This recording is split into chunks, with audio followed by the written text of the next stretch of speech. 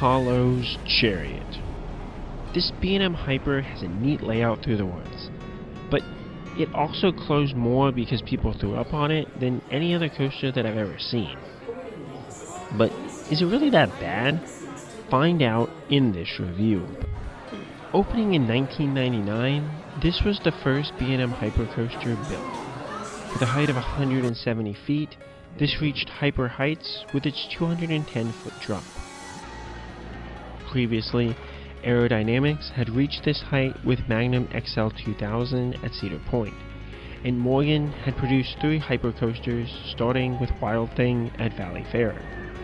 Although many coasters have just beaten the 210-foot drop, most that do are only like 10 or 20 feet higher, so having a 200-foot drop is still something pretty special. And B&M Hypercoasters have gone on to be some of the best received in the industry, especially some of their much larger versions. B&M Hypercoasters use a clamshell restraint, which is essentially a much easier to check version of a lap bar that is rated to hold guests through large drops and airtime.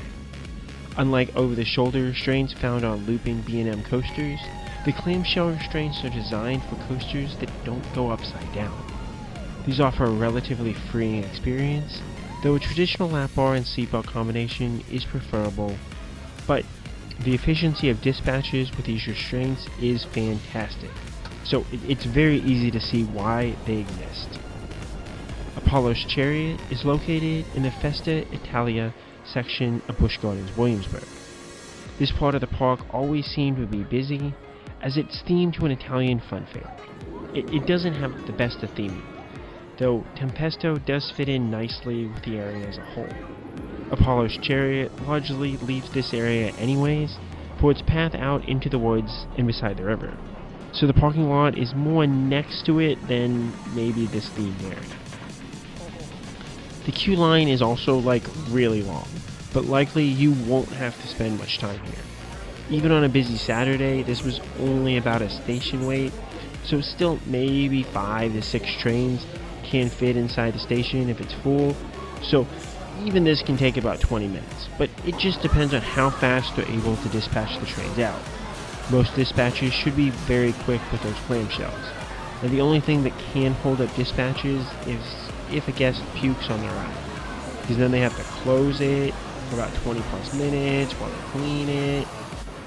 This happened to me on each of the evenings when I came back to marathon it, and another operator in the park said it happened another 2 times that Saturday. There's also a single rider line, but just depending on how full the station is, likely it won't make too much of a difference. As for seat placement, the views, wind, and increased floater airtime make the front row a lot better. Still, you can get at least better forces by just being near the front of the train, so it might not be necessary to wait extra for that very front row, though it is an experience certainly worth trying. With this ride normally being a walk-on due to the high throughput, I would just hop on any row instead of worrying about waiting extra for the very front. The back maximized the ejector airtime on the various drops, as you can feel the extra whip and pull on them. But there was little to no floater over most of the hills if you sit back there, so it was a much lesser experience given my preferences. After leaving the station, you go up the lift hill.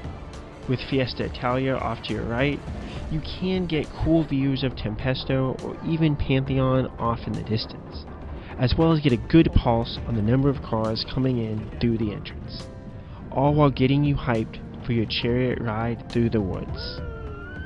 The first drop, despite reaching those hyper heights, seems a little disappointing, which is about my take on most of the B&M Hyper coasters that I've ridden. It's a fine, solid first drop, but just feels a bit short and not nearly as forceful as maybe it could be. Still, the best is yet to come, and the drop into the ravine is neat enough. This leads into a massive airtime hill where, up front, you get a nice amount of floater airtime. Not as long as, say, the Steel Eel or Mako, but still a good moment of airtime over a very large hill. The next valley has a little bit of theming as you go under a structure, and most valleys don't have too strong of positive Gs, which is good for me as those can really mess with me on most coasters. This is followed by another airtime hill that is cut short on the other side as you make a sharp turn left. The little bit less of airtime is unfortunate, as the laterals aren't too nice here to make up for it. But the visual of flying down towards the river are just so solid. So it's an enjoyable turnaround section, and the forces on the upward helix aren't fun enough as they break up the overall airtime of the ride. The drop out of the helix and into the brake run aren't much, and when analyzing the layout, these really are missed moments, as you could have some sneaky airtime here, if you wanted to. The drop off the brake run has a little bit, but nothing like some other B&M coasters can. Then, you have some smaller bunny hills that go back to fun floater airtime. With a large drop down into the ravine, you can keep up some of your speed for this return run. The next two bunny hills are broken out by this convoluted turn in the middle that does little in the way of forces and does sap some of the airtime that you'd otherwise get from these elements, as you're noticeably slowing down. So it's a decent but not great airtime finale, unlike other similar hypercoasters out there. Then you have a little straightaway that fakes you into thinking that the ride is done, before a sneaky strong drop. Sneaky drops isn't really B&M's thing, so this sneaks up on me almost every single time. And despite its small size, it offers a solid drop feeling to end the ride. Overall, how good is Apollo's Chariot? This is an aggressive but simple layout that takes full advantage of its beautiful setting. The floater airtime over the various hills is solid, though one can't help but think this coaster could be just a bit better. Though that sneaky drop at the end is near perfect. The floater airtime towards the front is great, and the quantity through the various elements strong, which makes this a really fun ride.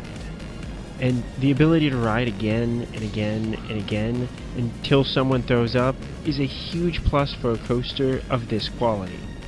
I rank it right above Mako at SeaWorld Orlando. Mako's two airtime hills are probably better, as they last for what feels like ever. But the rest of Mako just doesn't have as strong a pacing, with the positive G's towards the end hurting me just a bit. Apollo's Chariot is more of a complete ride start to finish. I rank Apollo's Chariot right below the Steel Eel at SeaWorld San Antonio. This has been one of my favorite coasters for a while, as the lap bar seatbelt combo makes the floater airtime over its hills absolutely incredible. With new seatbelts, this has been dialed back just a bit, and it doesn't have the feel of a complete ride, as it really is just a one-trick pony with its airtime. But it's really, really good airtime. What's your experience on Apollo's Chariot been?